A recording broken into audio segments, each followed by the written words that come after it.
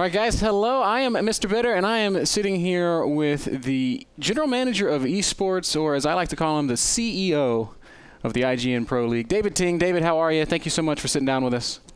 I'm doing really well, Mr. Bitter. It's an honor. This is the first time. I hope that it recurs in the future. Oh, me too, man. That's always really, it's really cool always to have the opportunity to speak with the people who are driving our industry, and I think you're definitely one of those guys. Thank you. Just have a few quick questions for you, and then we'll let you go on your way because I know you're very busy. Sounds great. First up is, we'll just right to it. IPL is constantly pushing the envelope in terms of amazing, well-produced live events in exciting new places. You're regularly introducing esports to new audiences in new locations. What drives you guys to try such bold new things like hosting esports events in major casinos? I think it's just really the creative nature. I'm an engineer. I'm always driven by innovation. So the key here is that when I look at esports, it's not only about esports, it's about entertainment. So casinos is one of the partners, and I'm proud to announce that we have a new partner called Hot Import Nights. We're going to hold an event next weekend in LA Convention Center, 7/7, where we're going to do a show match of like four of the top players in the world, like including Don Regu, MMA, and others there. So just Hot Import Nights, for people who are not familiar with it, is basically a show which features really hot, rigged cars, so Fast and the Furious is kind of like the picture that you have in your minds, mixed with music and girls. Awesome. Check out the IGN Pro League on YouTube to check out our sizzle reel to get what I mean. But the key here is really about entertainment. It's really about bridging esports to the mainstream audience. And like what I put it in our business justification, I say, who could turn down video games, cars, girls, and music all in one event? So that got approved, and you'll see it very soon. No, that's really exciting, man. I cannot wait to see that event and how it goes over. Speaking to your majors, right? We've seen IPL in Atlantic City. We've seen IPL in Las Vegas. Are we going to be seeing more returns to exciting venues like these? And is there any underlying goal of maybe connecting the excitement of live sports betting with esports? Yeah, absolutely. I think that when the time is right, right? So if you look at it, the time is not right now because one of the big issues is the players are not earning enough. So in the past, there have been cheatings and scandal and all of that. And it's really caused by the economics is not right in the league at this moment to support such activity.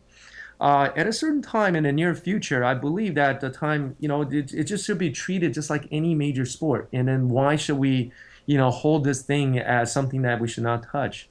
So like, for example, what makes college basketball March Madness so great? It's really the brackets that everybody do, right? So why shouldn't we do that for esports? And you require that element in order to make it the water cooler discussion on quote unquote Mondays, like NFL. So I think it's an important component of it, but it's going to take years before we're ready for doing that. Now, you raise an interesting point. I'm just going to kind of piggyback on it for a second. You said that you feel like players aren't earning enough. Yes. Is there a way to correct this in our industry? What do you see as the best way to rectify that problem?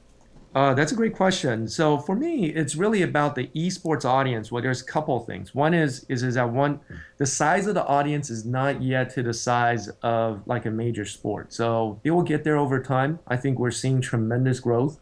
We need people like yourself, Mr. Bitter, to preach esports to all of the would-be fans out there so that we can increase the pool.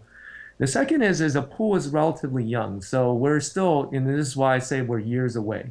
So if you look at the pool, a lot of the people are in the college age, and maybe just graduated from college on their first job. So the earning potential is still not maximized.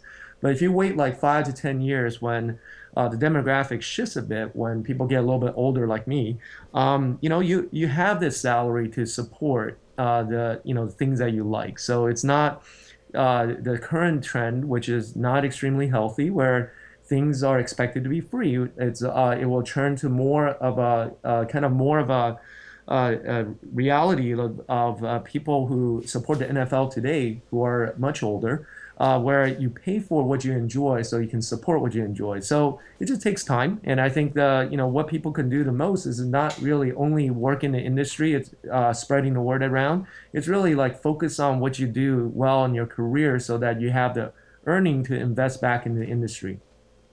Awesome, man. That's a great answer, David. I've got down here that I want to ask you about your next big event. You've already talked a little bit about the big show match or show matches, I should say, that you have coming up next week. Is there any other majors planned following that? Absolutely. So if you look at it, in a roadmap for this year and next year, I'll share as much as things are locked down in contract. Sure. So in August, we have this announced. We have the IPL face-off. So talking about different venues, we're actually doing this in like a music concerts hall. So we're really trying to explore different types of permutations and really find the venues that make sense. So it's going to be based in San Francisco. It's a Masonic Center. And we're going to have, StarCraft and League of Legends there and some of the best teams worldwide. We ran qualifiers. So we have a team all the way from China coming to really compete. From the StarCraft side, we have our Team Arena Challenge 3 finals played live there in the concert hall. So we really just want to improve the quality of our production by doing that, making that available. So IPL 5 is likely going to occur in November. So we're still finalizing the contract, so I can't speak more to it. And we're just really excited about going back to Las Vegas and really just have producing the show at the same level that people are used to at IPL 4. In 2013, we are likely going to have 4 major events like announced. So you'll probably have the IPL 6, 7, 8, 9, if I count it right. And then you'll see us rolling out a tournament system and a storyline for people to follow. So one of the things that people don't realize is that IPL is part of a major organization, major corporation that's profitable. So a lot of the things I'm doing is now behind the scenes. It's really about ramping up the financial plans. It's not true that we got unlimited budget. It actually gets approved at the beginning of the fiscal year, and this is a process that we just gone through. And then also the right structure, the team members. We added our first salesperson dedicated to esports as part of IGN Entertainment, and we're going to add more in the future as we can sell sponsorship better. So, going back to the venue itself, you'll see us, doing things here in the States and potentially out of the States as well if the right opportunities arise. Awesome. David, you mentioned something that is being part of a major corporation that I have to kind of, again, piggyback off of. I want to ask you about the difficulty of balancing the demands of, we'll say, your shareholders and then the competitive community, which is basically your audience. How hard is it to balance both sides of the spectrum? It is extremely hard, and this is one of the reasons why things take time and it takes a little bit longer when it's you're part of a major organization. The delicate balance here is that when you make a decision, you cannot base it only on esports. If I have my way, everything will be pro esports, and the pendulum is like one side. There's not even 1% tilted on the other side. It's really about making a decision that's great for the corporation and the company. So the lucky thing that I'm in is that we're in a situation with IGN Entertainment that's making a lot of revenue, like probably over 100 million, that's a lot of money. And then if you're looking at the profit, we are already profitable. So we are an established company, and what IGN is doing is investing its profit into esports. So I'm on my second year of my execution. The first year definitely is a loss. Second year, we're trying to minimize our loss. And third year is we're expected to turn into a profit. So really, you'll see us, continue to do the things we continue to do. And really, what will happen is that, we'll do it with caution. So, we won't go out and, do like a monthly event at the Cosmopolitan. That just does not work out. It's really just really apply the financial constraints and discipline to make sure that it's good for IGN as well as good for esports. Is there one thing in terms of making esports sustainable that you said, hey, this really works? Like, for example, we saw Iron Squid in France, and their live event was a big success from like a fiscal point of view. Have you picked up on any particulars that make esports profitable? No, I think that right now esports is an investment. So any company who wants to come in to invest in this area, they have to realize that it takes several years of heavy investments in order to make it viable. If you look at MLG's case, that basically pictures that, right? Mm-hmm. MLG is probably the best U.S. organization for esports, but it took years to get to this point and a lot of investment. So if you look at IPL, we understand, and it's part of IGN, we understand it takes investment to get there. But what is turning the tide is that IGN also has a huge sales team. So this is why I believe that it is better to have the esports organization as part of IGN versus a separate entity.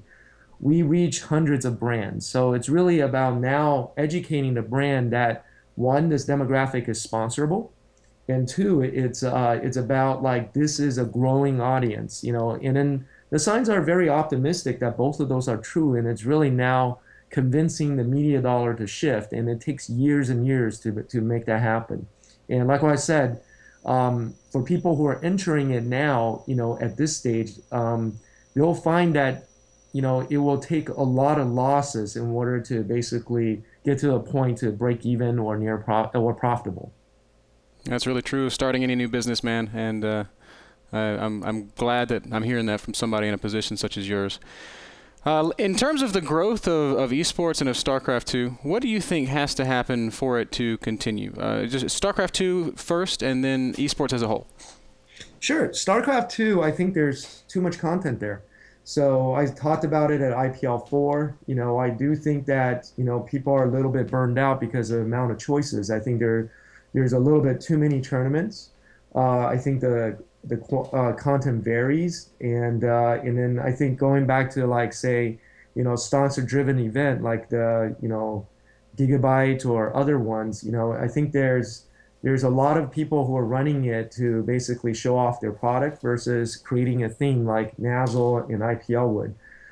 So if I look at this, I think there's going to be an area of this is going to be one where there's going to be some probably natural consolidation, where content is going to be, there's going to be less content, but the quality is going to go higher, like NASL, like season 2 to season 3. It's a good example of that. IPL, hopefully we could follow suit, where content just gets better with the leagues, and it's harder for people to basically hit that quality bar. So that's what I feel is about StarCraft 2. I think the game is getting more engaging.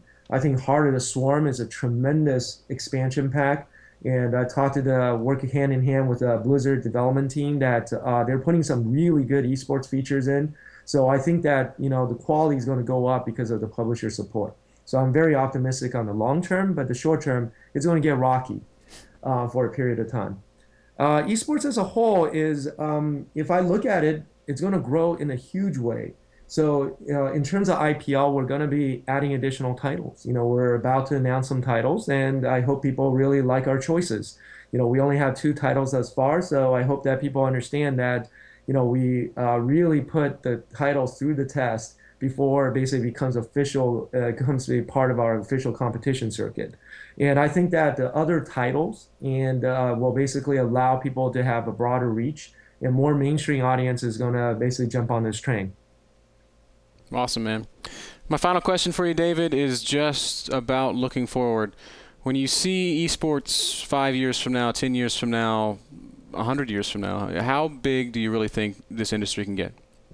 Well, I'm going to go back to when I wrote my business plan. So there's 2 things.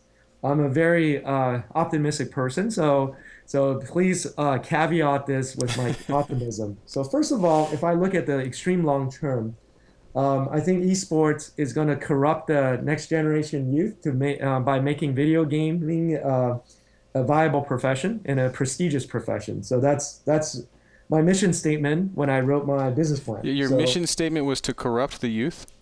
Yes, but I was trying to be playful, so it catches people's attention, right? Eloquent word choice, man. But corrupt, I was doing it in as part of a playful manner, just saying, talking Yeah. about quote unquote corrupt, because right now when parents look at children and say, you should not play video games, is because it's bad for you.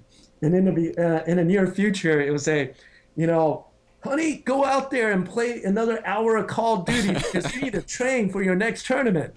So that's the corruption I'm talking about. For me, it's a term of endearment. It's not really something that where I feel like it's a derogatory term. So that's my quote unquote corruption. So so I hope that people agree with that. The Okay. second thing is that if you look at the trend again, it's going to take years and years. I hope to see it in my lifetime. That video games are more relevant than traditional sports for the youth. So if you look at people in their teens or younger than their teens, people talk more about video games than anything else, right? How you doing on Angry Birds? My kids in general, they spend their time on Minecraft, even StarCraft. They're not that good, but the key here is that I think at a certain time there's going to be basically the chasm that be going to be crossed where esports is going to people look back and talk about just like e-commerce versus traditional commerce, esports versus traditional sports, and people will actually talk about it in the same light. I don't know how long it's going to take, but I'm doing everything I can, and I know the community is doing everything it can to basically make it happen as quickly as possible. So the optimistic side of me would say that we'll probably see it within a decade if things continue the pace that it's going. But we'll see. All right, man. Well, David, it's been an absolute pleasure talking with you today. We really want to thank you and just say, please keep doing what you're doing because IPL is one of the great innovators in the industry, and y'all are doing amazing stuff. Do you have any final words or shout-outs or plugs, anything that you'd like to say, man? The mic is all yours. Sure. I want to thank NASL and yourself, Mr. Bitter. It's great to see when people look at two leagues as being quote-unquote competitive, that NASL reached out to IPL and have IPL talk about our events and our plans. So thank you for this opportunity, and I hope that we have a chance to reciprocate. Oh, well, thank you, David. And well, I guess if that's it, man, just thank you once again. We really want to grow this thing together, so please keep doing what you're doing, and I look forward to the next IPL. Wonderful. I hope I can see you there. All right, David. Have a great day. We'll see you later. Bye. Bye. Thanks again to David Ting of the IGN Pro League for sitting down with us and just discussing everything from his business plan to his hopes and dreams for the future of esports. David, it means a ton. We wish you all the best, and we wish IPL all the best. Keep doing what you do.